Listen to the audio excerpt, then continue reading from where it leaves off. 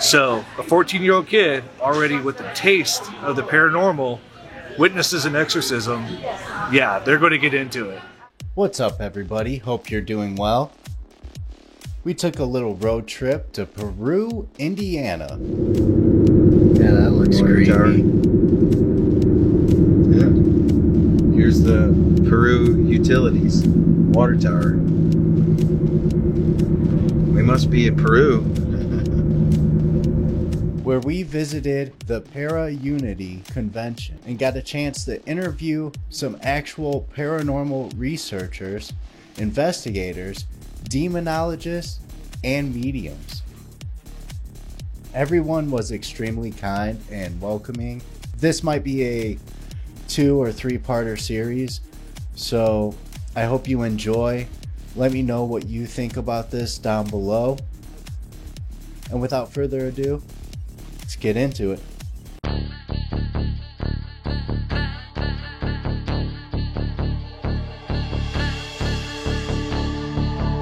There was a haunted location down in Nicetown, Indiana, where a guy was about this size, was able to drag 2 guys like bigger than me, who one was a sheriff, one used to be a cop, by one arm. They were trying to pull, he got possessed, they were trying to pull him out of the house. He was dragging them back in the house.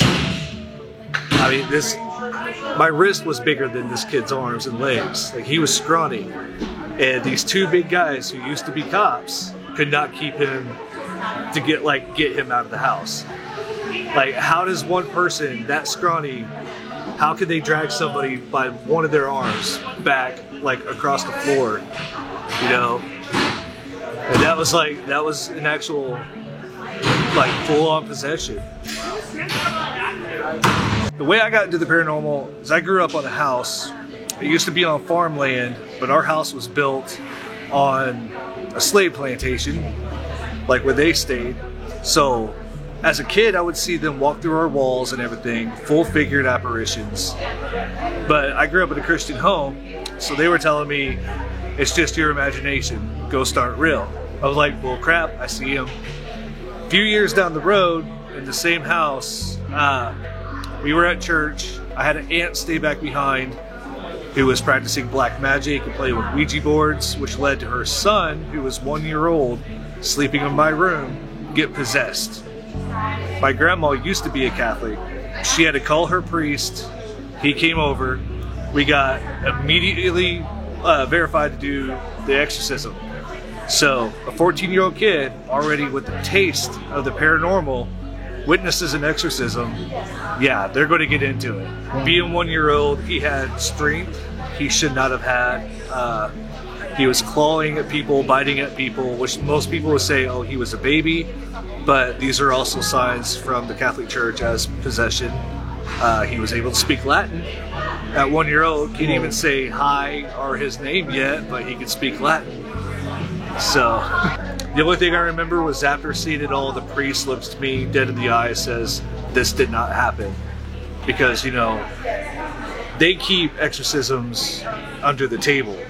And I was like, oh yes it did. It's like, you just proven to me things I've been seeing in this house are real. That I'm not just crazy like my grandparents say. It's not just in my head. So, you know, you just open the door for me. And I'm going through. I don't care what you say.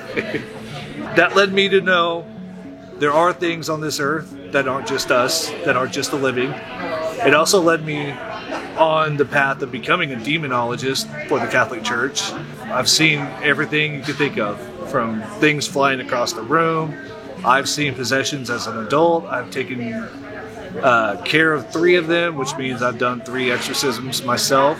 I actually got into the paranormal field, the actual community, about 6 years ago. I was going through a lot of personal battles at the time, and it kind of led me into this completely different world, trying to figure out myself. What I discovered actually is I'm a medium.